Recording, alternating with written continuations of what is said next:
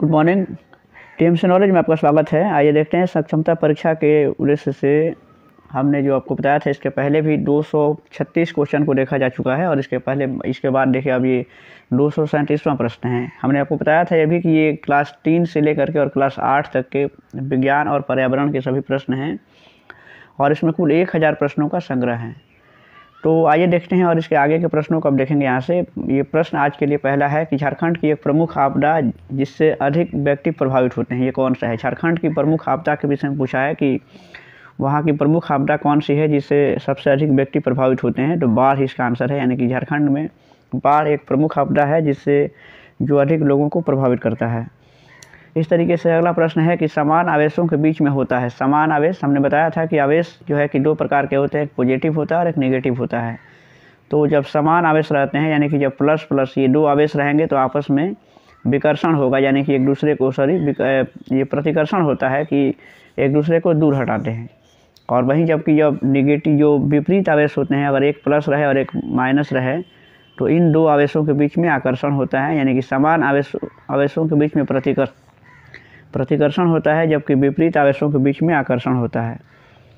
इस तरीके से तो समान आवेशों के बीच में क्या होता है, तो प्रतिकर्षण इसका सही जवाब होगा। और नेक्स्ट है कि विद्यालयों या भवनों के ऊपर त्रिशूल आकार की धातु की पट्टी लगाई जाती है, ये किस लिए लगाई जाती है बताना है। तो ये देखिए ऑप्शन में दिया है आपके सामने है और इसका सही जवाब होता है कि विद्युत विसर्जन से बचने के लिए, यानी कि बिजली गिरने से बचने के लिए विद्यालयों या बड़े भवनों पर त्रिशूल के आकार की एक धातु की पट्टी लगाई जाती हैं और वो क्या करता है कि जो तड़ित्र होता है, यानी कि जो आकाशीय बिजली गिरती है उसको रिफ्लेक्ट करता है और वहाँ से उसका कोई असर उस भवन पे नहीं होता है।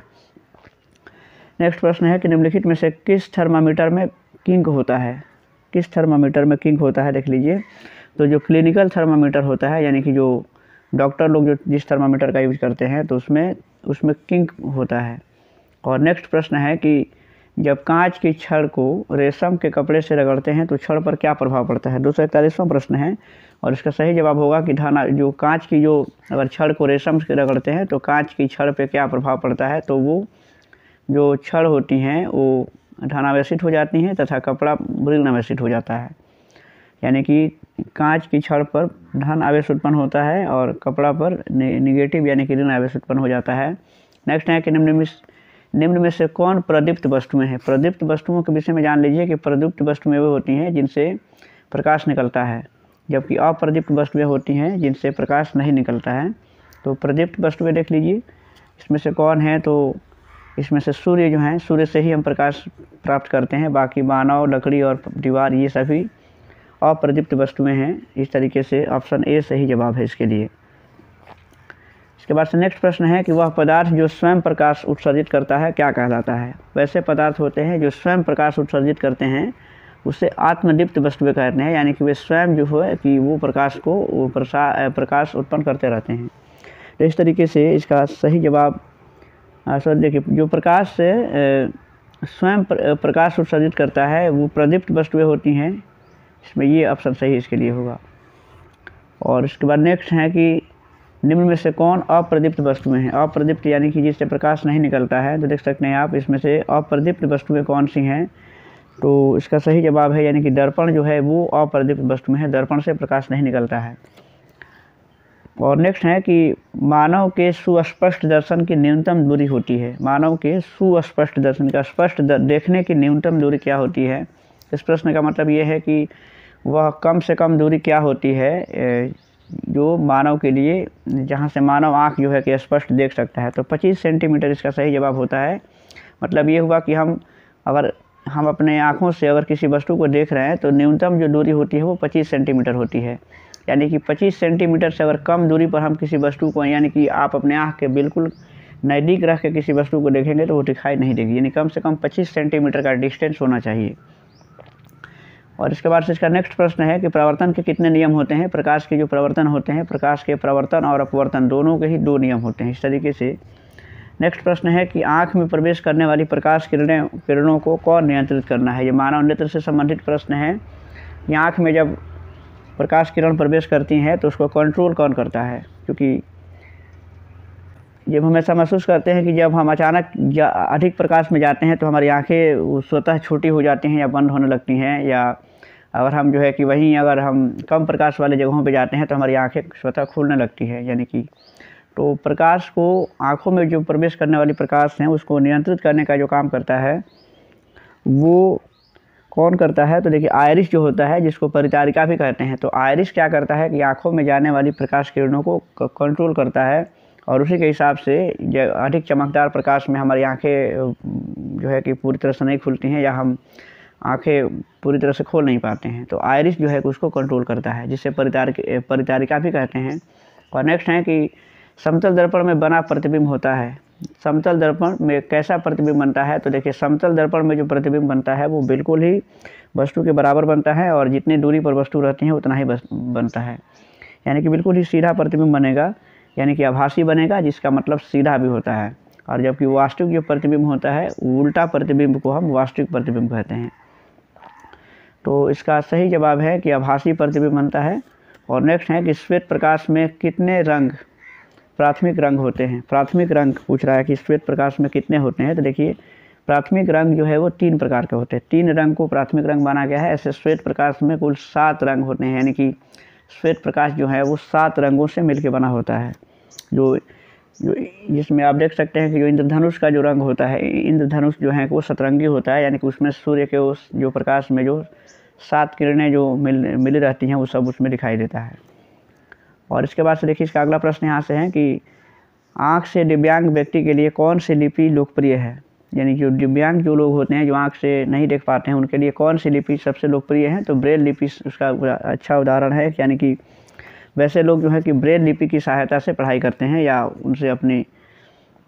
उनके बीच में वो ज़्यादा लोकप्रिय है, क्योंकि पढ़ने का और किसी काम करने का वही तरीका उनके लिए अच्छा है।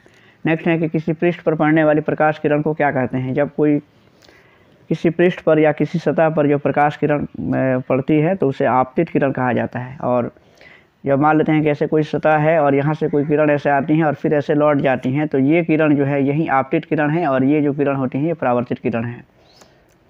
नेक्स्ट प्रश्न है कि किस प्रक्रिया के कारण श्वेत प्रकाश 7 रंगों में विभक्त हो जाता है? तो देखिए इसमें परावर्तन की क्रिया जो दिया हुआ है, तो परावर्तन की क्रिया में होता है कि जब किसी सतह पर प्रकाश किरण पड़ती है तो वो उसका कुछ हिस्सा जो है वो दूसरे दिशा में लौट जाता है, तो ये परावर्तन का नियम होता है। और जबकि अपवर्तन में क्या होता है कि प्रकाश अपने जिस पथ पे जा रहा होता है उस दिशा में थोड़ी सी वो विचलित हो जाता है, यानी कि उसका जो दिशा है वो बदल जाता है।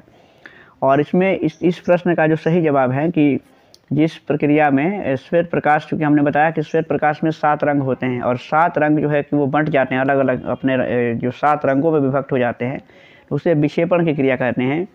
और ऐसा होता है कि जब हम किसी प्रिज्म से, जब ऐसा प्रिज्म होता है और जब प्रिज्म से जब हम ऐसे कोई श्वेत प्रकाश की किरण यहाँ आती हैं तो ये इसको प्रिज्म से जब ये पार करती हैं तो ये ऐसे करके ये 7 रंगों में ऐसे ये बंट जाती हैं, यानी कि यहाँ से इसका बंट जाती है और एक पट्टी बनाती है जिससे विक्षेपण कहते हैं, स्पेक्ट्रम बनाती हैं और उस क्रिया को विक्षेपण क्रिया कहते हैं। यानी कि प्रकाश का बंट विक्षेपण होता है और उसमें प्रकाश अपने 7 रंगों में बंट जाता है। नेक्स्ट है कि मानव नेत्र में किस प्रकार का लेंस रहता है? मानव नेत्र में यानी कि हमारी आँखों में किस प्रकार का लेंस पाया जाता है? तो मानव नेत्र में जो है वो उत्तल लेंस पाया जाता है। और इस तरीके से आप जान सकते हैं कि मानव नेत्र में उत्तल लेंस होता है और इसकी सहायता से हम किसी वस्तु को देख पाते हैं। आइरिस में स्थित छोटे छिद्र को क्या कहते हैं? आइरिस में एक छोटा सा छिद्र भी होता है। आइरिस क्या है कि मानव नेत्र का एक बहुत ही महत्वपूर्ण भाग है। अभी हमने बताया कि प्रकाश को नियंत्रित करने का वो काम करता है। तो आइरिस में एक छोटा सा छिद्र होता है और उसे क्या कहते हैं? ऑप्शन है पुतली, शंकु, कॉर्निया या फिर इनमें से कोई नहीं। तो इसका सही जवाब है उसे पुतली कहा जाता है। और नेक्स्ट है कि मानव नेत्र के रंगीन भाग को क्या कहते हैं? मानव नेत्र में एक रंगीन भाग होता है, उससे क्या कहते हैं? तो देखिए इसमें आइरिस कहते हैं और हमने बताया था कि आइरिस को ही परिचारिका भी कहा जाता है। और क्योंकि ये इसका रंगीन भाग होता है, मतलब ये हुआ कि मानव प्रत्येक व्यक्ति की आँखों का रंग अलग अलग होता है। जैसे किसी की आँखें भूरी होती हैं, किसी की नीली होती हैं, तो आँखों का जो रंग होता है वो आइरिस का ही रंग होता है। यानी कि जिस व्यक्ति के आइरिस का जो रंग होता है वही उसके आँखों का रंग होता है। और नेक्स्ट है कि आपतन कोण और परावर्तन कोण के बराबर होता है। आपतन कोण परावर्तन कोण के बराबर होता है। देखिए आपतन कोण परावर्तन कोण के बराबर होता है, यानी कि हमेशा बराबर होता है। प्रकाश के परावर्तन के स्थिति में ऐसा होता है कि जब प्रकाश किरण ऐसे किसी सतह पे पड़ती हैं और यहाँ से कुछ किरणें ऐसे लौट जाती हैं, तो यहाँ पे जो ये और यहाँ पे जब हम अभिलंब डालते हैं यहाँ से, तो यहाँ पे जो कोण बनता है और यहाँ पे, तो ये आपतन कोण होता है और ये परावर्तन कोण, और दोनों ही आपस में हमेशा बराबर होते हैं, यानी कि आपतन कोण हमेशा परावर्तन कोण के बराबर होता है।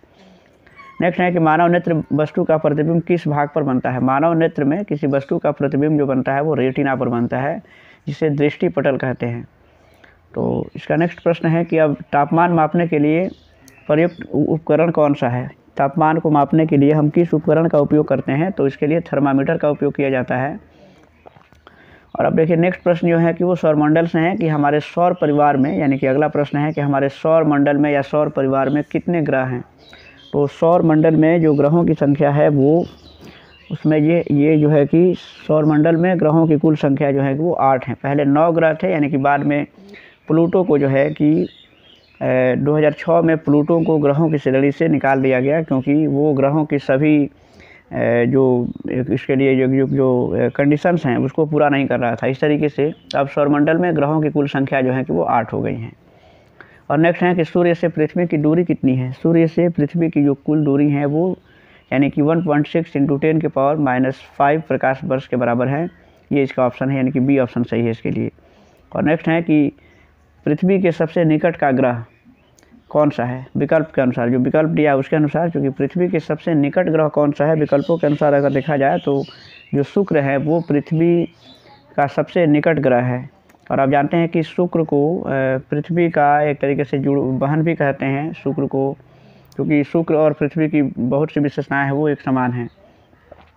नेक्स्ट है कि रात्रि के समय आकाश जो है कि वो साफ़ और काली रात में टूटते तारे दिखाई देते हैं। ये क्या है। रात्रि के समय साफ़ आकाश और काली रात में जो टूटते तारे दिखाई देते हैं उसे क्या कहते हैं, तो उसे जो है कि हम उल्का पिंड के नाम से जानते हैं। आपने देखा होगा कि आकाश में ऐसे लगता है कुछ तारा टूट कैसे गिरता है, तो वो उल्का होती है, उसको उल्का पिंड कहते हैं।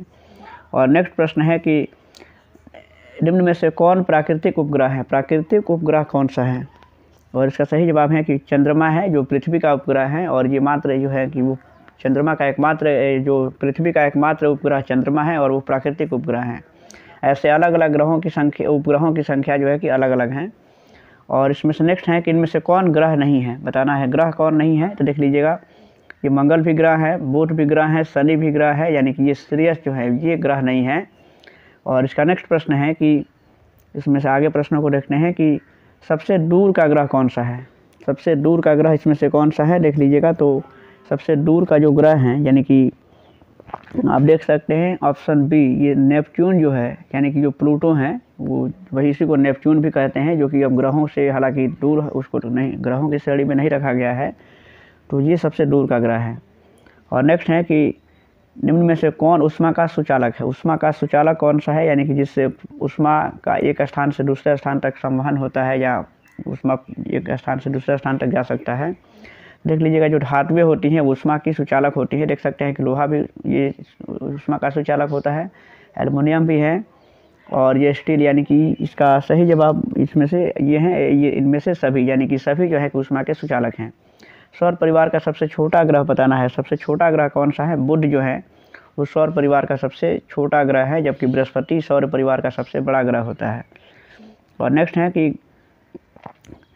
देखिए, इसमें से अगला प्रश्न है कि ग्रहों की परिक्रमा करने वाले प्राकृतिक खगोलीय पिंड को क्या कहते हैं। तो वैसे जो पिंड हैं जो ग्रहों की परिक्रमा करते हैं या ग्रहों के चारों ओर घूमते रहते हैं, तो उसे हम उपग्रह कहते हैं। और इसका सही जवाब है उपग्रह, यानी कि जिसे हम सैटेलाइट भी कहते हैं। और नेक्स्ट है कि किस ग्रह को प्रभात तारा कहते हैं। प्रभात यानी कि सुबह होता है, यानी कि भोर का तारा किसे कहते हैं, किस ग्रह को।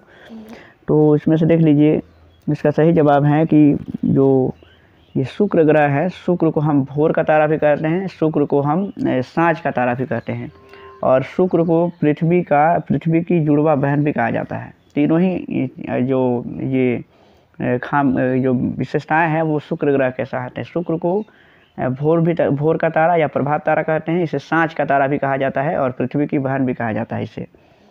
और नेक्स्ट है कि निम्नलिखित में से कौन सौर परिवार का सदस्य नहीं है। सौर परिवार का सदस्य कौन नहीं है, ये ऑप्शन है आपका, देख लीजिए। इसमें से सौर परिवार का सदस्य कौन सा नहीं है। और इसका सही जवाब है कि इसमें देखिए जो तारामंडल होते हैं वो सौर परिवार के सदस्य नहीं है, क्योंकि सौर परिवार में वैसे आकाशीय पिंडों को रखा जाता है, यानी कि इसमें ग्रह और उपग्रह ही मुख्य रूप से आते हैं। और नेक्स्ट है कि निम्नलिखित में से कौन तारा है, तारा इनमें से कौन है, देख लीजिए इसमें से, देखिए तारा कौन सा है, तो इसमें देखिए सूर्य जो है कि सूर्य को भी एक तारा माना गया, यानी कि ये जो है कि तारा, जबकि टाइटन जो है ये उपग्रह है, और ये भी सब ये उपग्रह हैं, पुछल तारे हैं, ये तारों के श्रेणी में आते हैं, जबकि सूर्य को भी एक तारा माना गया है, यानी कि इसका सही जवाब है। इसका नेक्स्ट प्रश्न है कि सूर्य की सबसे ऊपरी सतह का तापमान कितना होता है, सबसे ऊपरी सतह का तापमान सूर्य का कितना होता है, देखिए ये 6000 डिग्री सेल्सियस होता है। नेक्स्ट है कि खगोलीय पिंडों की दूरी को किस इकाई से मापा जाता है, तो प्रकाश वर्ष इसके लिए सही जवाब है। तो प्रकाश वर्ष से वर्ष लगा हुआ है, तो आप ये ना समझें कि ये समय का मात्रक है, जबकि खगोलीय पिंडों के बीच की दूरी को मापने के लिए प्रकाश वर्ष का उपयोग किया जाता है। और प्रकाश वर्ष जो है कि खगोलीय पिंडों की दूरी को मापने का एक मात्रक है या एक इकाई के रूप में इसका यूज करते हैं। नेक्स्ट है कि सौर परिवार में चमकीला ग्रह कौन सा है, सबसे जो चमकीला ग्रह कौन सा है, यानी सबसे चमकने वाला ग्रह सौर परिवार में कौन सा है, तो शुक्र है। और नेक्स्ट है कि सौर परिवार का सबसे बड़ा ग्रह, इसके पहले भी हमने आपको बताया था कि सौर परिवार का सबसे जो बड़ा ग्रह है ये वो बृहस्पति है, जबकि बुध सबसे छोटा ग्रह है। और इसका नेक्स्ट प्रश्न है कि कौन सा ग्रह जिसका उपग्रह नहीं है, सभी ग्रह हैं कि जिसके उपग्रह नहीं है, तो इसमें से कौन है, तो सही जवाब इसका है बुध का कोई उपग्रह नहीं है। और नेक्स्ट है कि मौसम की, देखिएगा इसमें अब नेक्स्ट प्रश्न यहाँ से है कि मौसम की भविष्यवाणी दूर संचार तथा दूर संवेदन में किसका उपयोग किया जाता है, मौसम की भविष्यवाणी जो की जाती है, मौसमों का जो अनुमान लगाया जाता है मौसम विभाग के द्वारा, दूर संचार तथा दूर संवेदन में किसका उपयोग किया जाता है, ऑप्शन आप देख सकते हैं। और इसका सही जवाब है कि इसमें कृत्रिम जो है, यानी कि जो आर्टिफिशियल जो सैटेलाइट होते हैं, यानी कि उसके लिए उसका यूज किया जाता है, और उसके वजह से उसके कारण या उसके द्वारा हम मौसम की जानकारी या उसके पूर्वानुमान मौसम विभाग के द्वारा लगाया जाता है। और नेक्स्ट है कि पृथ्वी का एक उपग्रह कौन सा है, तो पृथ्वी का एकमात्र उपग्रह है और वो है चंद्रमा, जो पृथ्वी का उपग्रह है। तो इस तरीके से ये आज के लिए प्रश्न थे जो सक्षमता परीक्षा के दृष्टिकोण से काफ़ी महत्वपूर्ण है। और इसमें क्लास 3 से आप देख सकते हैं कि क्लास 3 से 5 और ये 6 to 8 ये सभी प्रश्नों को इसमें रखा गया है, जो विशेष करके पर्यावरण और विज्ञान से संबंधित हैं। आगे के भी प्रश्न आप मिलेंगे, इसमें कुल 1000 प्रश्नों का टारगेट है और वो सभी प्रश्न आपके सामने आएंगे, आप इसे देखते रहें।